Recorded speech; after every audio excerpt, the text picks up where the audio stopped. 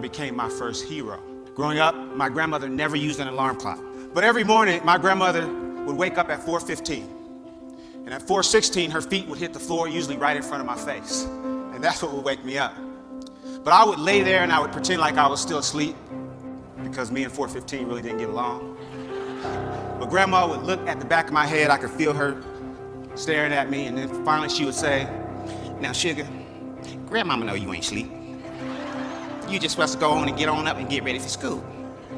And my grandmother was known for saying things that would kind of make you a little angry because they made so much sense and you couldn't argue with her. Parents, you know, there's things that when you become parents, you start to say to your own kids.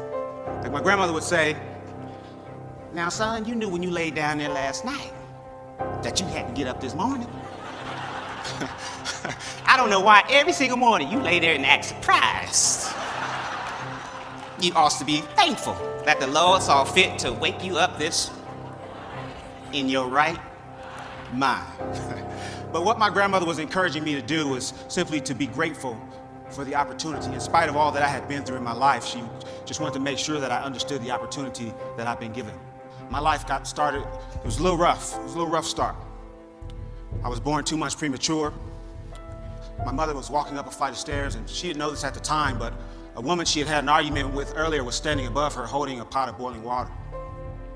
As my mom made her way up those stairs, that woman dumped that water onto my mom and sent her tumbling down the stairs and into premature labor. She received third-degree burns to over 25% of her body.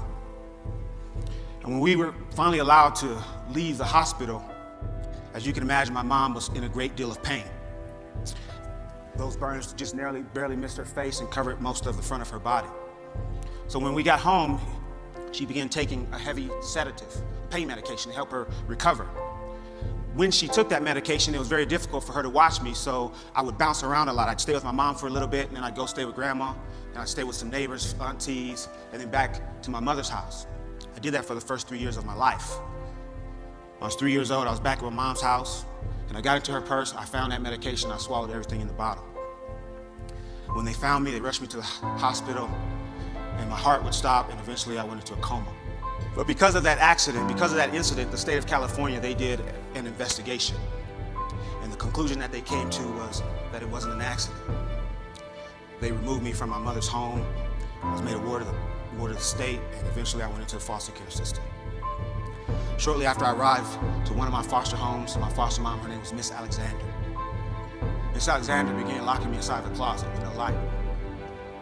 She'd open the closet door, she'd kick me, hit me with a stick or a strap or whatever she had.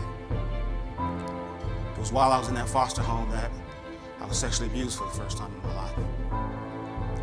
And oftentimes people will ask, you know, if that has to be the worst thing that could happen to someone. I have scars on my body that you can't see. I have a burn here on my hand that she put there with an iron. But all of that pain went away. The worst thing that Mrs. Alexander would do is she would open the closet door, she would stand over me, and she would say, "You're stupid and you ain't gonna never amount to nothing." And that hurt me more than any of the physical kicks or the physical pain because I believed it for a long time. I believed that I would never amount to anything, just like she said. I didn't know this at the time, I found out a little bit later, but my grandmother, my hero, she had started going back and forth to court, trying to prove that she could take care of an active, handsome little boy. And eventually the state of California, they granted her full custody of me. And I'll never forget standing on Miss Alexander's front porch waiting. She had my little belongings, everything that I had. I remember standing there, it may have only been a half an hour, but it felt like an eternity, and I can remember thinking maybe no one's coming. But after a while, at the end of the block, I see the ugliest car I've ever seen in my life. And the car pulls up right in front of the porch, and I remember all I could see are these two big glasses, bifocals. And I found out later that grandma had glaucoma, she wasn't even supposed to be driving. But she gets out of that big car and she's got on this white floppy hat with this, it was a flower right there in the middle. And I remember she had on this long white dress that came all the way down to her ankles. And I found out later that, that was Grandma's Sunday best. It was an outfit that she only reserved for special occasions. And I can remember for once in my life feeling like I was some special occasion. So I remember jumping into grandma's arms and squeezing her, and I remember her whispering and saying to me, everything's okay. You're family. And everything was okay, just like grandmother said. And I had a lot to look forward to. I found out that my mom was going to court trying to prove that she could take care of me. And I can remember sitting there with my mother, and we talk, and we had a lot of different conversations. One thing I can remember saying, Mama, you know, one day when I get big, I'm gonna buy you a nice house with a fireplace. I said, Mama, one day I'm gonna buy you a nice car. Not like grandmama's, and get you a nice one. But the truth is, I just really wanted to become a family again, and that's what I looked forward to. When I was 12 years old, I was asleep on my grandmother's floor. It was about 4 o'clock in the morning. We get a knock on the door. And it was my mom's roommate. Miss Howell, come quick. Miss Howell was my grandma. She said, come quick, it's Ruth. Ruth was my mom. She said, I can't wake her up, I think she's dead. And I can remember laying on that floor, you know, kind of wishing it was, thinking, hoping that it was maybe a dream. But it wasn't. And that's how I found out that all the hopes and dreams and things that I had to look forward to weren't going to happen. I became very angry. I became confused. I was hurt. I didn't really understand what was happening. I started acting out, hanging out with the wrong people, breaking into houses, started stealing cars. I can remember not really caring what happened to me.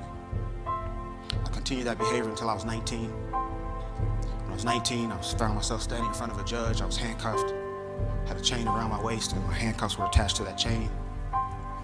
The judge looked at me and says, the state of California sentences you to 15 years in prison for armed robbery and assault with a deadly weapon.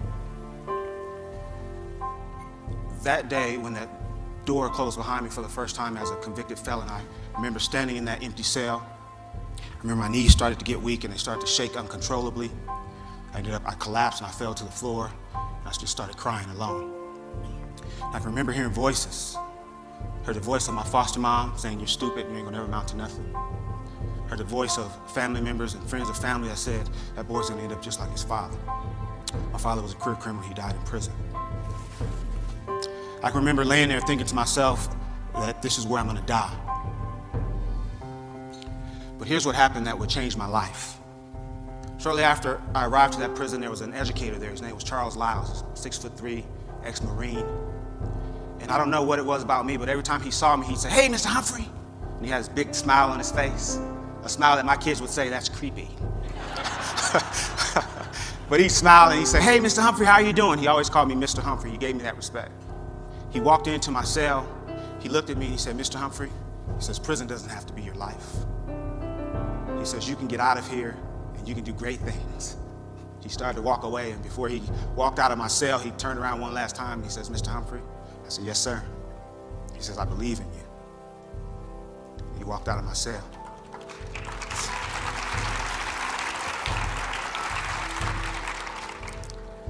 And if he had continued to stand there, he would have seen the tears running down my face because no one had ever said that to me. But I remember thinking to myself, I'm gonna make some changes and I'm gonna change my life. And a little over 4 years after the day I originally collapsed and fell to the floor, I walked out of that prison on parole. That was over 18 years ago. I've never been back other than to mentor and help other people. But here's what I know. I know that when you've had a rough life, when you feel unwanted, I know that when you have hopes and dreams and when you have things that you can look forward to and when you have people in place that support you and push you, I know that that gives you a reason to live. It is a great day to be alive. And that's something that I haven't always said, but now it's something that I say to myself every single day at some point. If I'm having a great day or a bad day, that's something that I say. But what I also understand is that what my grandmother was thanking her higher power for each and every day was for the opportunity that she'd been given. And she never missed an opportunity to tell anyone that would listen, especially me, it's a great day.